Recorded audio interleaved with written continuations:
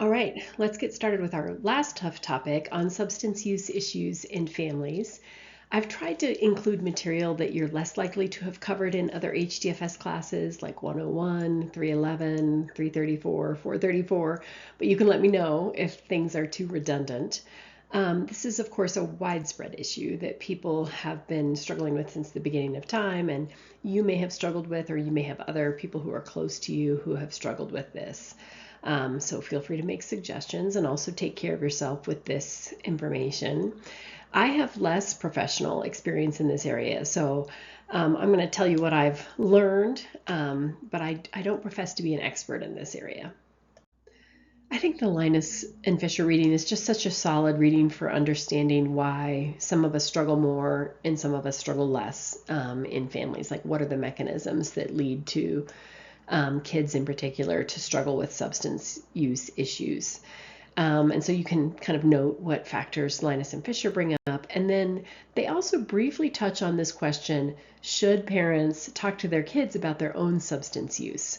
And so pay attention to what they say there, kind of when it works and when it doesn't. All right, here's how this is laid out. I'm going to talk about some processes and criteria related to substance use issues and disorders. I'm going to talk just about two specific substances, cannabis because I always get asked about it, and opioids because we've been in the midst of an epidemic. Then I'll talk more specifically about parent and substance use issues and how parent use affects kids and what parents can do to decrease risk factors and increase protective factors for their own kids. And then we'll finish by talking about substance use disorder treatment. All right, let's start with processes and criteria related to substance use issues. Okay, so I don't think it's surprising that substance use is on a continuum ranging from none all the way up to a severe substance use disorder. It's interesting because among kind of mental health diagnoses, there's not too many that you can make your risk zero, but you can with substance use issues just by never using them. It's estimated by NIDA, the National Institute on Drug Abuse, that about 50% of addiction is genetic, and it's not just one gene, it's polygenic. The strongest predictors seem to be genes related to dopamine regulation. Cannabis use disorder, for example, is about 50 to 70% heritable. But there's a different set of genes, although there's some overlap, correlated with just cannabis use compared to a cannabis use disorder. Interestingly, cannabis use disorder is also genetically correlated with risks of diagnoses of ADHD, major depression, and schizophrenia. Adoption studies also shed light on this, studying the risk of alcoholism. Your alcoholism in your birth parents is a stronger predictor than alcoholism in your adoptive parent, although both do affect you. If your birth parents were alcoholic, then you are about 4.5 times more likely than others to develop alcoholism. If your adoptive parent or parents were, then you're about 2.5 times more likely. So this gives us a sense of both the genetic and environmental effects, and also emphasizes the power of genes. Okay, so let's talk about substance use disorders, or SUDS, criteria in the DSM-5. The DSM-5 reconfigured the criteria for substance use. It used to be substance abuse and substance dependence. Now it's 11 criteria. If you have 2 to 3, you've got a mild substance use disorder, 4 to 5 is moderate, and 6 to 7 is severe. Okay, so let's go through these. And one of the things I'm going to suggest is that I think a takeaway is once you become a daily substance user, and I'm saying this from experience, I think you have to watch yourself essentially to make sure you don't fall into meeting the criteria for a substance use disorder, even a mild one. In my early 40s, I suddenly became a daily wine drinker for a few years, and my kids noticed. I think it was, I didn't drink alcohol really at home prior to that.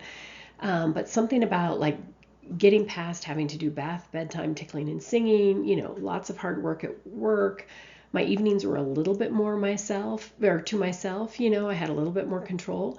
And so, yeah, I'd come home from work and pour myself a glass of wine and then keep pouring myself little glasses of wine and carry them around up until like the kids went to bed. And I was buying my, cases of wine from the liquor store for the first time.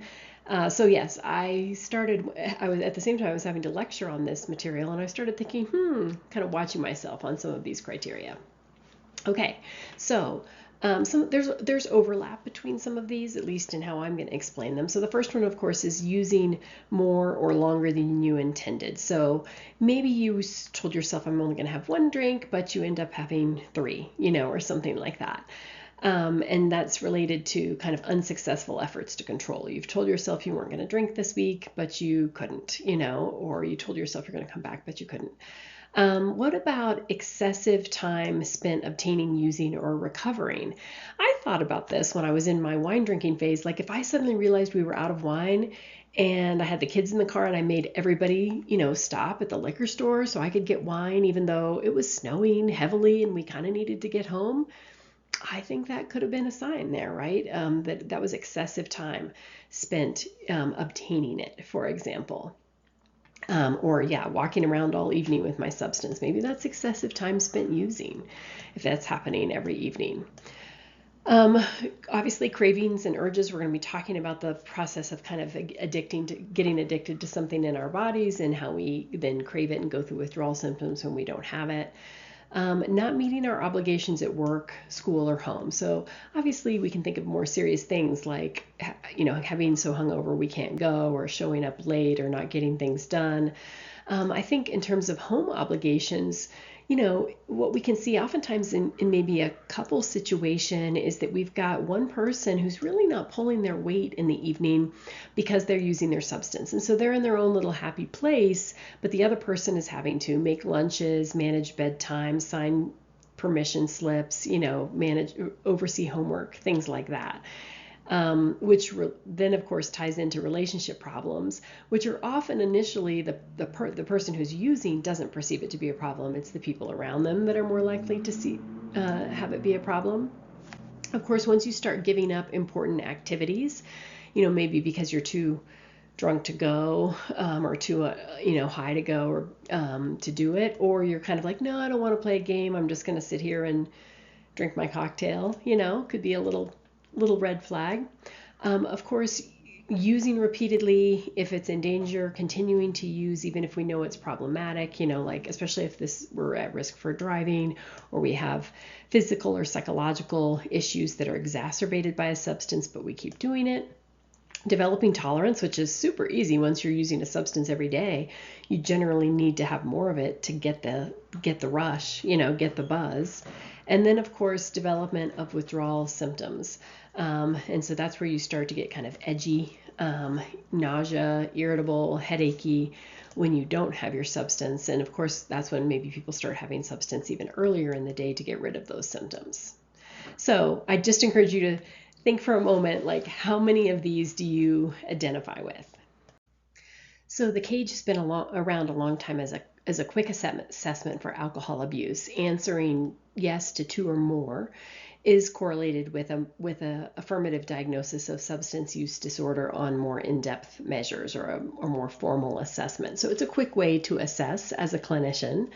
And I don't know how much it's used for other substances, but I do imagine that you could translate it. So you might ask, like, how much have you ever felt like you should cut down on your drinking or use? Have other people annoyed you by criticizing you about your use? Have you ever felt bad or guilty? And have you ever had to drink or use first thing in the morning to kind of steady your nerves or to get rid of a hangover? I've also learned early on that when you're asking people kind of how much they use, you want to aim high. So you want to, if it's beer we're talking about, we might say, so would you say you're generally going through a 12-pack? Or if you're talking about vaping, would you say you're pretty much vaping throughout the day from morning until bedtime?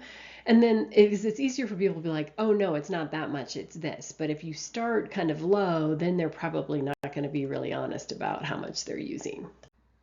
Okay, so these are the stages of addiction from NIDA.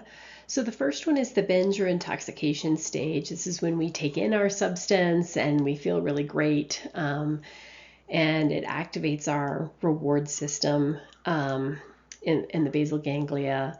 And definitely our incentive to use and the importance of this substance to us tend to increase with repeated paths around this cycle. Then we move into the withdrawal or negative affect stage, and this is kind of after we've come down from the substance.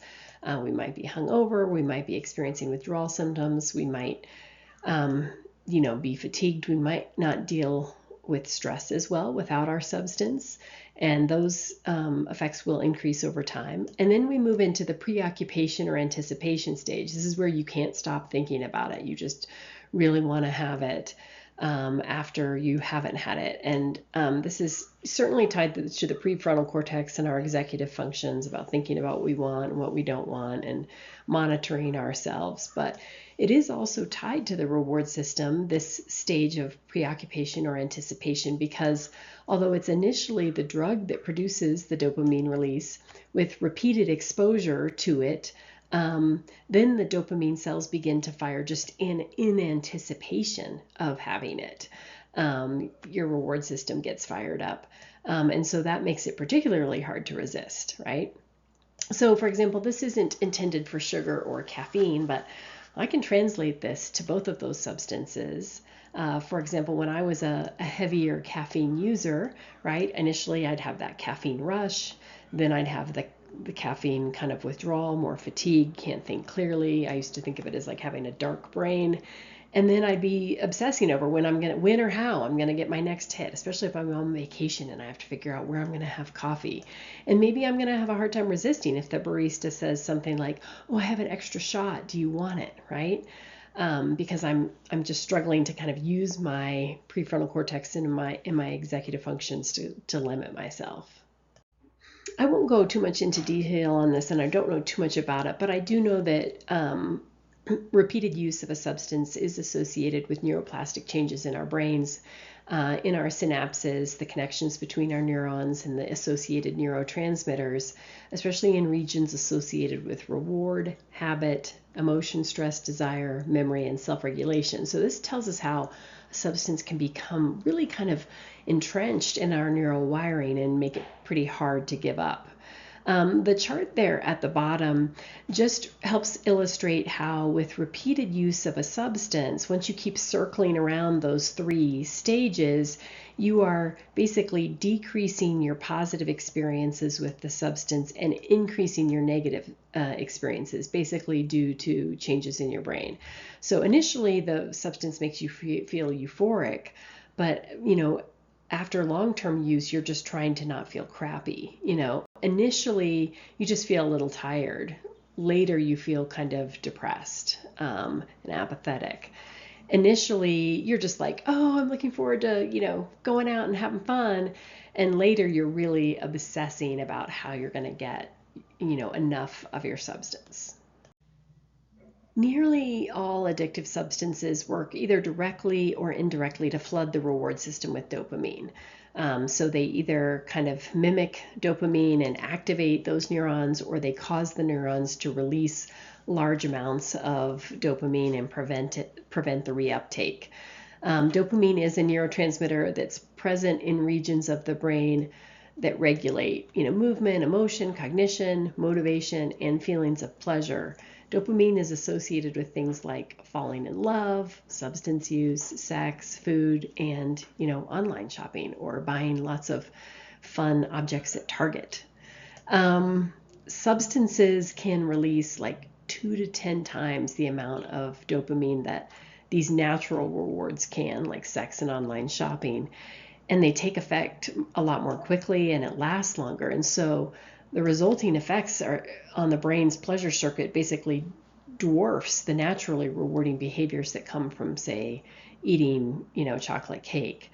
And our brains are basically hardwired to repeat things that are rewarding. So we want to do it again.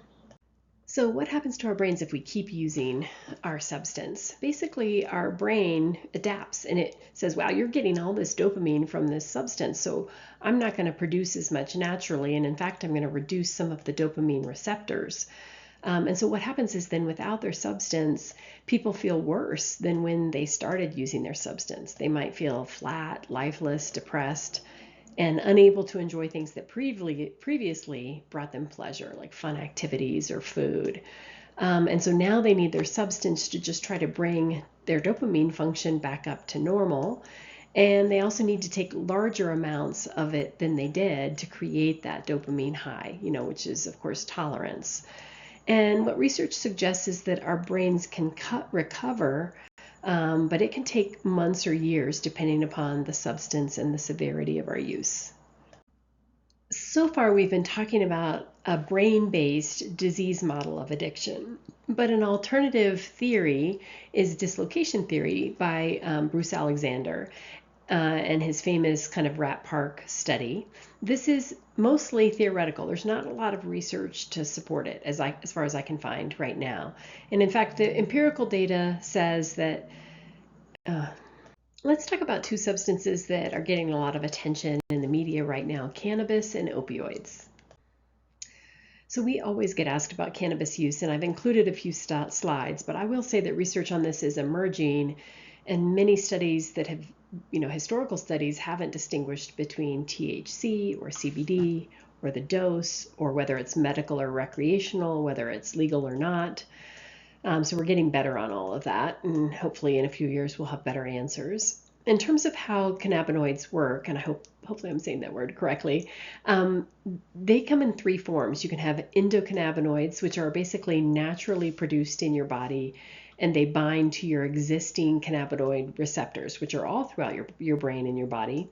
Endocannabinoids are basically traffic cops that kind of control your other neurotransmitters. They help regulate mood, sleep, pain, appetite, learning, memory. Then we have our phytocannabinoids, which is what we mostly think of when we think of things like weed or vaping. That's plant derived, like flower extracts, tinctures. And then pharmaceutical can be medical or recreational, and many of those have become illegal. Some of the old ones were like K2 or Spice. You could buy them at convenience stores. Those became, for example, illegal in Colorado after the 2012 Synthetic Drug Abuse Prevention Act. But all of these cannabinoids then act on our cannabinoid receptors and produce biological effects in a variety of regions of our brains and bodies, which we'll talk about on the next slide. So cannabis doesn't just act in the reward system of the brain, but in many different regions of the brain, and you can see those listed here, and not just in the brain, but also in the body as well. Cannabis, as you've probably heard, it contains more than 400 different chemicals and over 100 different cannabinoids, including THC, which we'll talk more about, which is the main chemical in recreational cannabis use.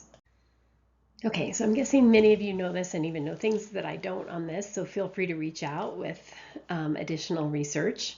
All right, so the two most common cannabinoids are THC and CBD, so let's talk about them in a little bit more depth.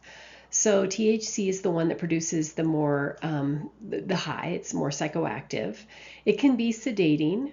It can increase appetite. It can reduce nausea. In terms of sleep, most of the research on THC says with long-term use or withdrawal, it's more associated with sleep disruption, specifically shorter sleeping. It may decrease pain and inflammation. And so some of THC can be used medically, some of it is recreational.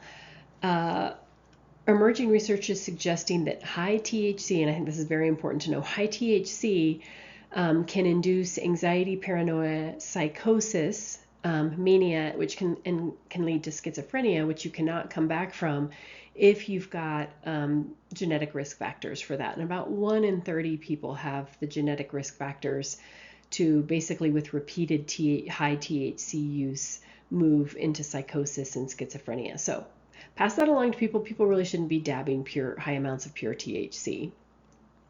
Um, the CBD is non-psychoactive, and it does counter some of the anxiety by THC. It might reduce some of the risks associated with with higher THC. Balances it out a little bit. Not that anybody should be doing high amounts of THC, of pure THC. It looks like it promotes sleep in the short term. In both whether animal or human studies, we are seeing some medical effects around, again, reducing pain. So some people might find their pain more reduced with THC, some with more with CBD, or some combination. That it could have an anti-inflammatory effect, decrease cancer cell growth, and decrease amyloid beta plaques associated with Alzheimer's.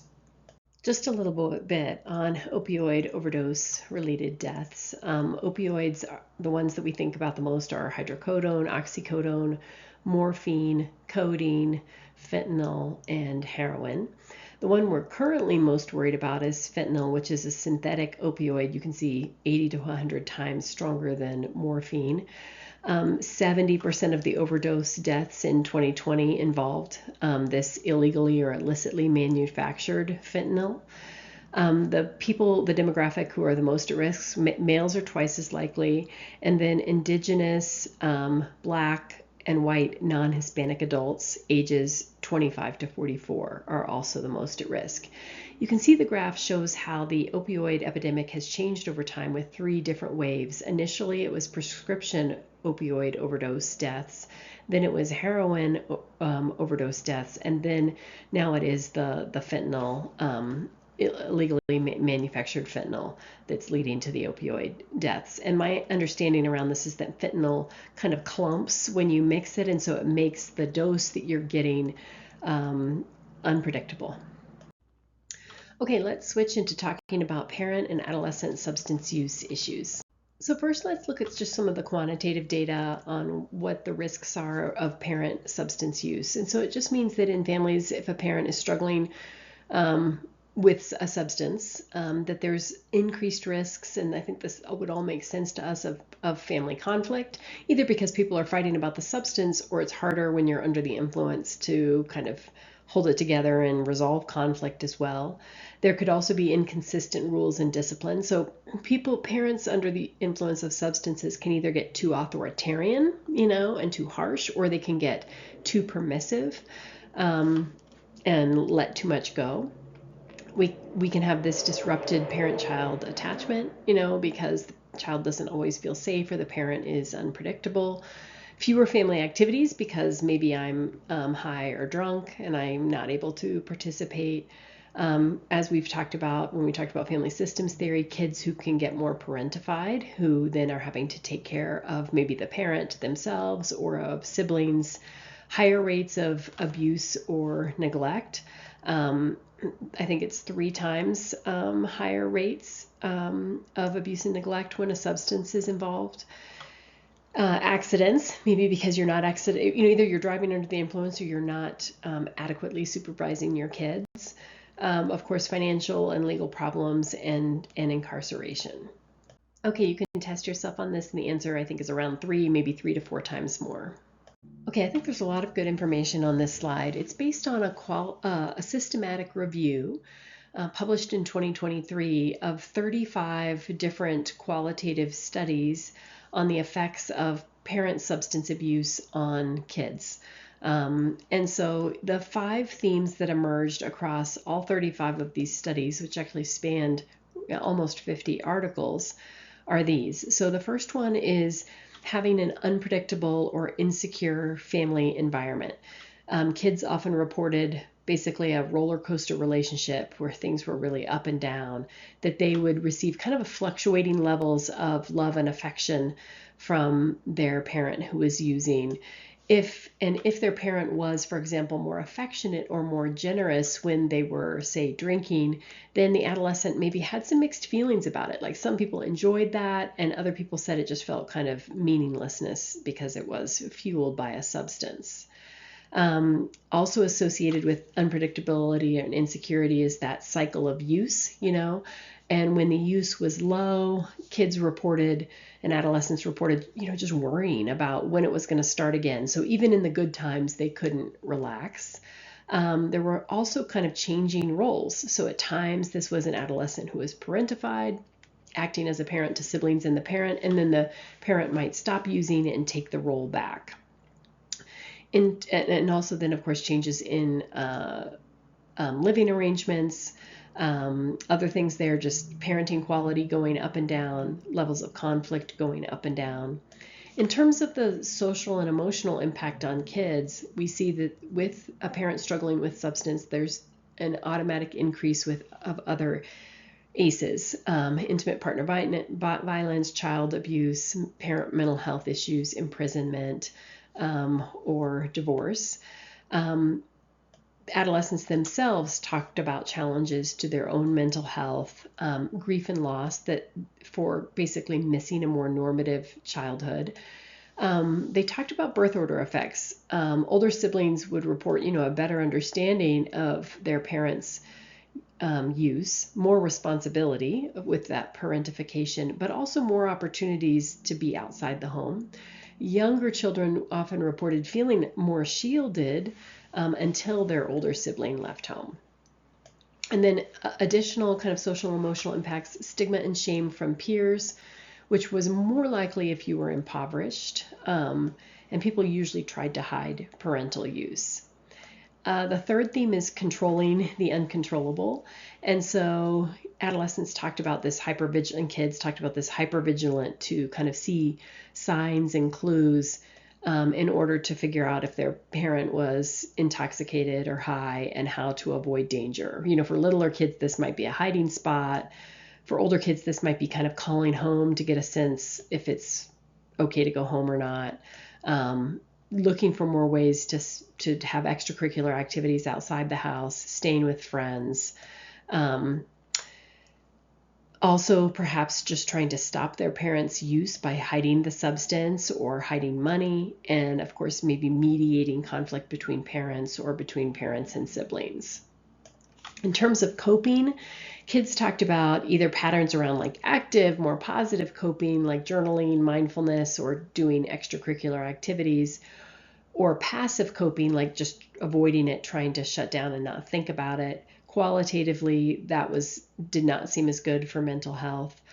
Could be more internalizing, like self-harm, or externalizing, like acting out, using substances themselves, getting into trouble. In terms of support, people really kind of talked about mixed experiences. Informal support was the most mentioned. And yeah, sometimes people were positive and safe, and other times they weren't. School could be a source of stability and safety, but other people reported like skipping school or wishing the school would have intervened and they didn't. Maybe sometimes healthcare systems being supportive, sometimes not. Again, religious institutions could be a source of support as well.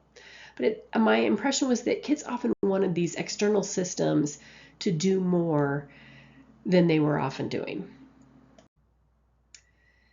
Okay, so this came up in the Linus and Fisher reading, and I think it's an interesting question. Should parents share their personal experiences with substance use with their kids? And you can weigh in on this. And what I can tell you is that on the one hand, once people have especially started using, it really doesn't deter them. And in fact, it may give them kind of implicit permission. On the other hand, especially if you have these conversations before someone starts using, if they know they're, for example, at risk for alcoholism, then they are more likely to be careful. Okay, so we know that substance abuse and substance use issues can get passed along between families. That's called intergenerational transmission. And so this systematic review of 24 studies was getting at this question, kind of what are the factors that decrease this intergenerational transmission of substance use? What moderates or changes that relationship? These 24 studies on parents and adolescents, it was mostly alcohol, cannabis, or tobacco. And it was use, not necessarily substance use disorder on the part of parents. And so the factors that decrease the transmission of use are divided into 3 categories. So individual ones, and I don't have a lot of detail on these themes because they were across so many studies, but the adolescent's ability to emotionally or regulate or self-regulate themselves. So maybe that might be things around having higher executive function. And not struggling with mental health issues would be another protective factor for not continuing to kind of use in the same way that their parents do. In terms of family factors, familyism or placing the family first and family support was a protective factor. Maternal monitoring, I think they tested both or looked at both across studies, paternal and maternal, but maternal was the one that rose to the top. Note that it's interesting that parentification, which we generally think of as not such a great thing, a teenager having to be in more of a parental role, is actually a moderator. It decreases your risk of using in the same way that your parents do. And then family bonding or cohesion can also be, can decrease your risk of substance use in the same way that your parents do. Yet the interesting difference there is that a close bond specifically with a substance using parent was the opposite. It was associated with increased transmission. And I've read earlier research on just how if having sometimes in trying to create an attachment to a parent, you can bond with them around the substance. And so if you're too close to a substance using parent, you might kind of either bond with them around the substance or model yourself after them or have more kind of positive attitudes towards the substance. Environmentally, even though they get kind of mixed feedback, school substance use programs, certainly not DARE, but other ones might decrease the transmission, right, between parents and kids. And religious attendance can also be a protective factor that decreases the transmission. Okay, so this is a long list of potential risk factors for teens, which reminds us that there's no just one easy recipe for why adolescents might struggle with substance use issues. And these are all important, I just think, for parents and helping professionals to keep in mind, either as like, okay, I'm keeping a closer eye on you, or how can I intervene in this to decrease this risk factor? Males are more likely. We've already talked about genetics and intergenerational transmission in the family. If a kid has something else going on, they're struggling with aggression, conduct disorder, impulsive behavior, ACEs, trauma, learning disabilities, anxiety, depression, ADHD, that's just going to put them a little bit more at risk. So we'd want to be keeping our eyes out. As you read, lots of research around the earlier you start, the more likely it is to be a problem. So the longer we can get teens to wait to try substances, the better. If they're struggling in school, they're more at risk. And of course, if they're using substances, then their academics often sometimes decline.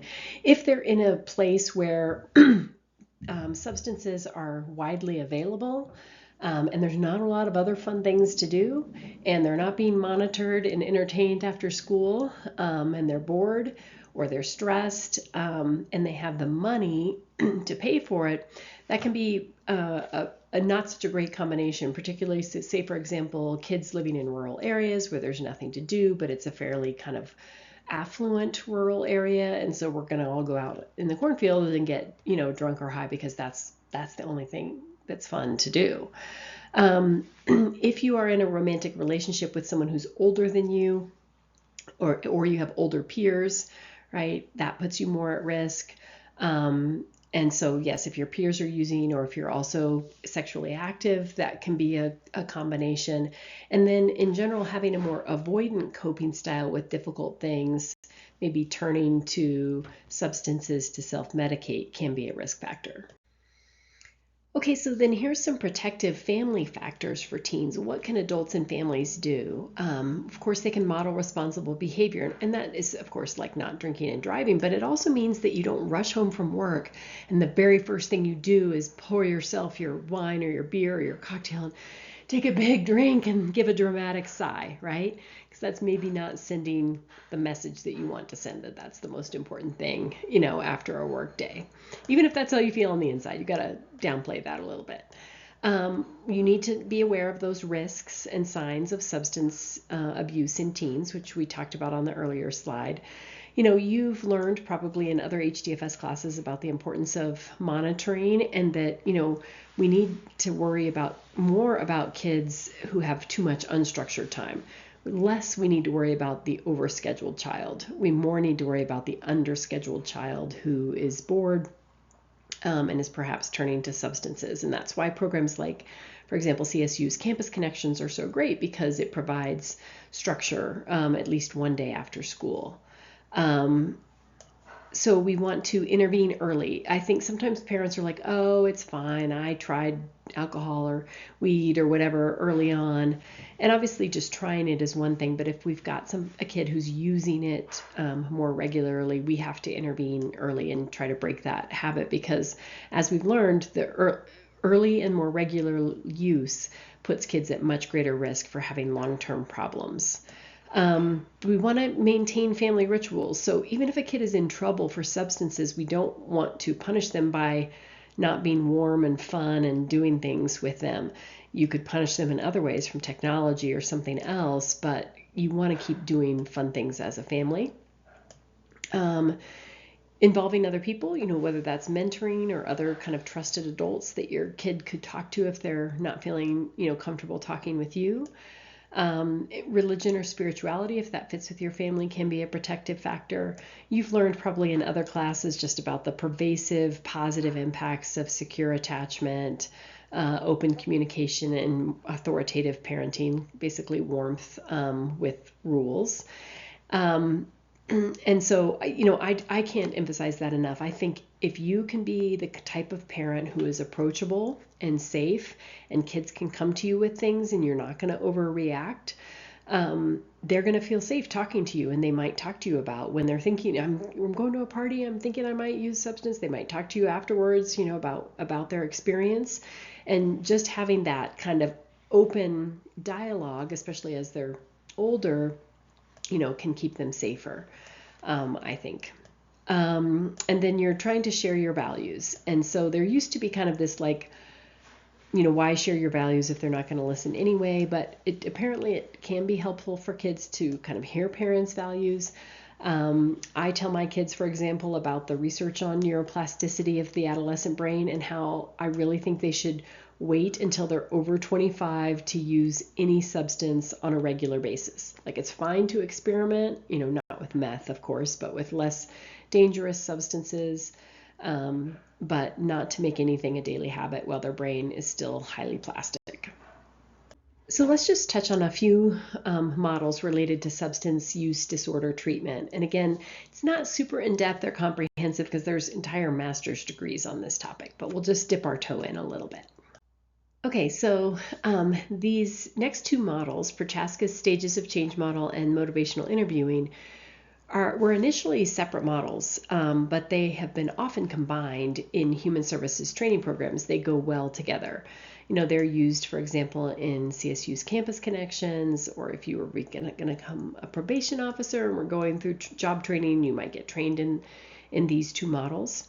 So we're going to start with Prochaska's Stages of Change. It was initially called the Trans-Theoretical Model. That's what James Prochaska called it, but everybody just called it Prochaska's Stages of Change. So that's generally how it's referred to. He initially developed this model with cigarette smoking, but it's been translated to other forms, other substances, and maybe just other areas where people need to create change, for example, like around food or exercise or other health-related behaviors. And the idea here is that we are trying to, if we're a helping professional, figure out where people are and meet them where they're at, right? And adjust our interventions accordingly, especially maybe our motivational interviewing techniques, which we'll get into. So the first stage is pre-contemplation, and this is where the person doesn't think it's a problem. Oftentimes the people around them think it's a problem, but they don't. They just see the rewards outweighing the costs. So in a couple, for example, we'll see a partner complaining about their other partner's substance use, but that person doesn't think it's an issue. Or we have adolescents who are coming in for treatment because they got caught using a substance, but they don't really think it's a problem. In contemplation, people are still kind of enjoying using their substance, but maybe they're beginning to think like, okay, maybe I can't keep this up, or maybe this isn't so healthy, or maybe there could be some issues with this. They've cracked open the door, right, into maybe I need to make a change. Preparation, they're starting to think about how they might change. They might try giving up their substance for a day, or cutting back, or figuring out like, okay, when am I going to quit and how am I going to go about it? In the action phase, they are actually kind of enacting the change of cutting back or cutting out their substance use. They're trying to figure out what their triggers are. Like maybe for this first month, I can't go out to the bars, or maybe my triggers are, work related stress and I have to have a different plan when I come home, like I go for a little walk or something like that. And then if they are kind of successful there, then hopefully they're moving into maintenance, right, where they are able to have reduced or stopped their substance use, and they're making plans for if they slip up. As I remember talking to my neighbor about this, she was stopping cigarette smoking, and she said an important thing for her, which I took to be in this kind of maintenance phase, is I'm reminding myself that if I screw up and I have a cigarette, it doesn't mean that now I need to smoke the whole pack of cigarettes. It just means I had a cigarette and it's time to reach out to my people who helped me with this and kind of get back on track. Not kind of, give it all up. So motivational interviewing has these two phases, phase one, building motivation for change, and then phase two, strengthening your commitment to change and creating a plan. And these correspond with Prochaska's 5 stages. So essentially, when people are in pre-contemplation or contemplation, you're in phase 1 of motivational interviewing, and when they're in preparation, action, or maintenance of Prochaska stages, then you've moved into phase 2. And we're going to talk more about what those look like, but first I just want to talk about the 4 basic principles of MI, or motivational interviewing. The basic idea around MI is that you don't directly challenge, you kind of come alongside someone and try to kind of support them and partner them through this exploration of change. So the first basic principle is expressing empathy for their situation, and how hard it is to make changes, or how hard it is to have your family members telling you that you need to make a change and not wanting to make that change, for example.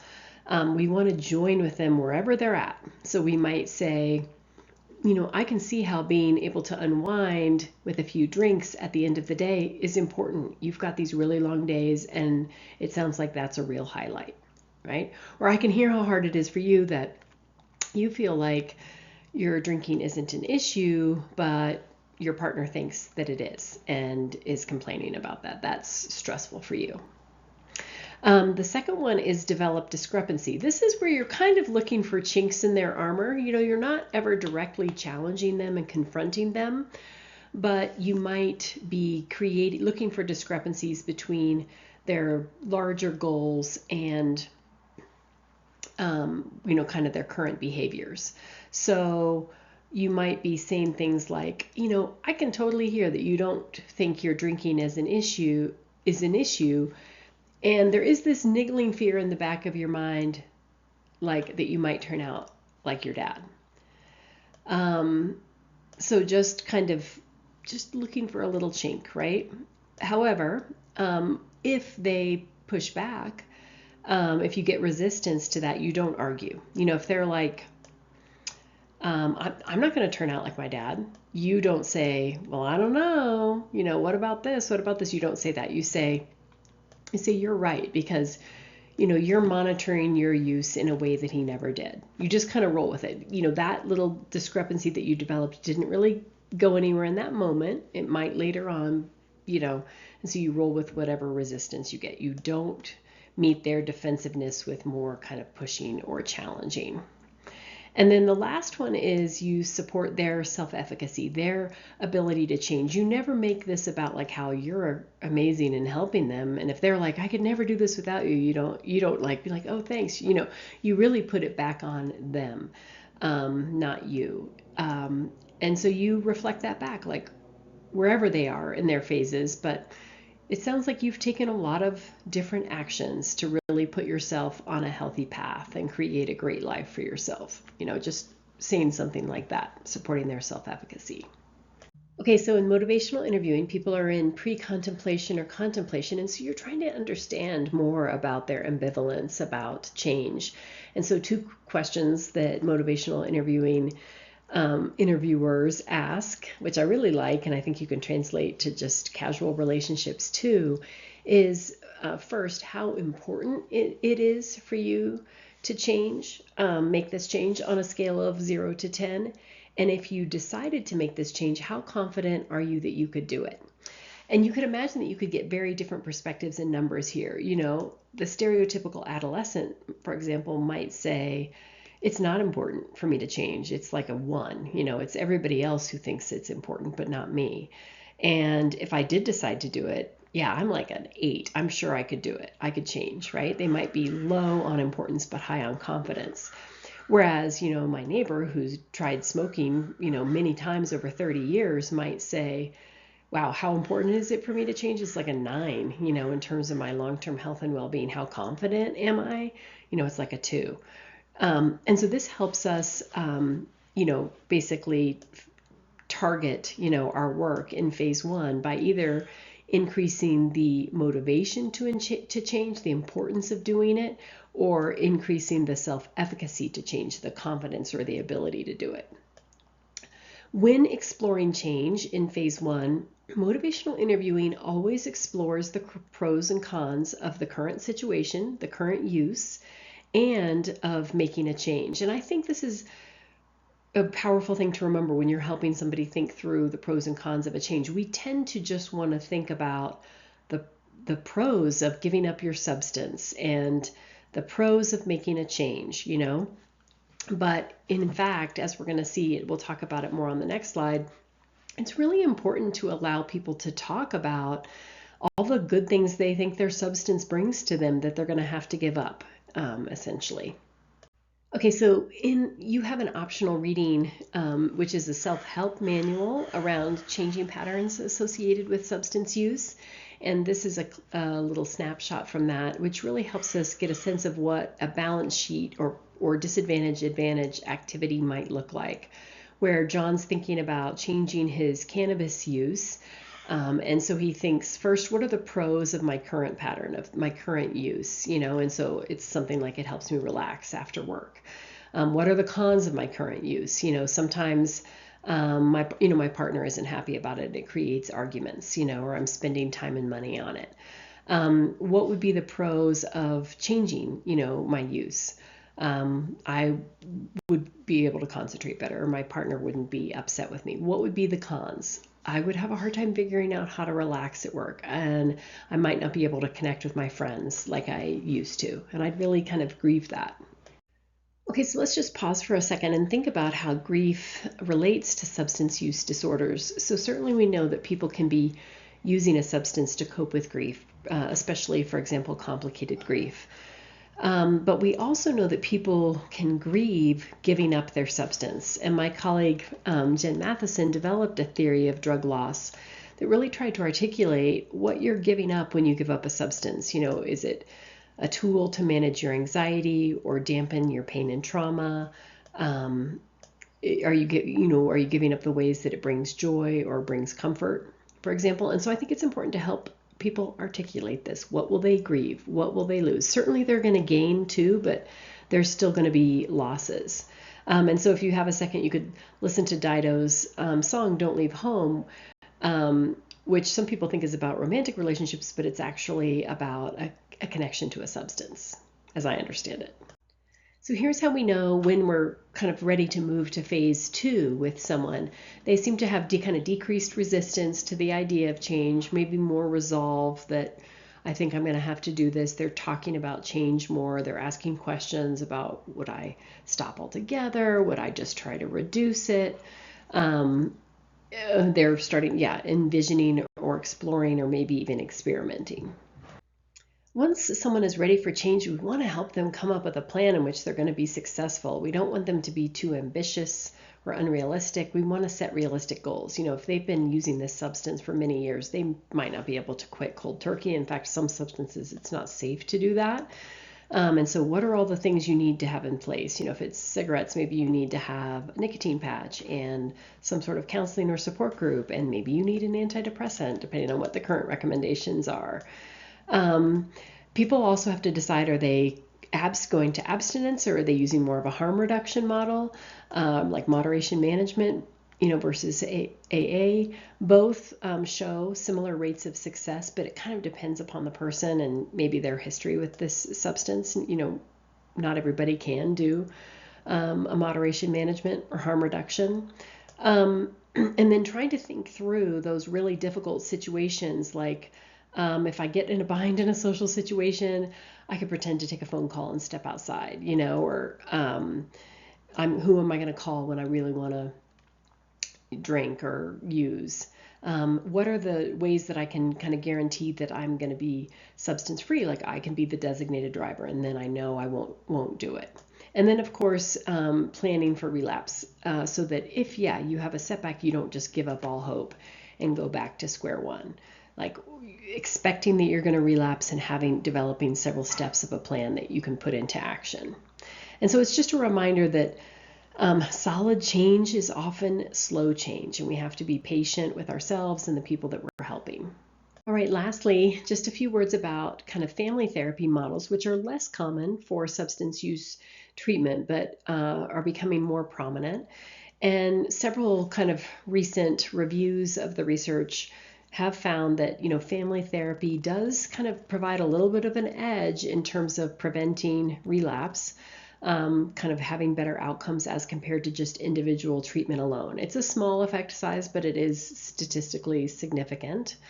And so, I would be encouraging people to figure out how to involve significant others in their treatment, or to be involved if it's one of your family members. There is evidence-based treatment, empirically validated treatment, I should say, focused on substance use, particularly for adolescents, which is functional family therapy and multidimensional family therapy, or MDFT.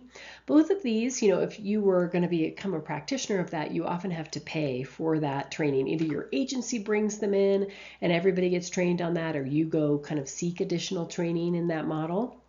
And then so those would be kind of standalone, kind of comprehensive.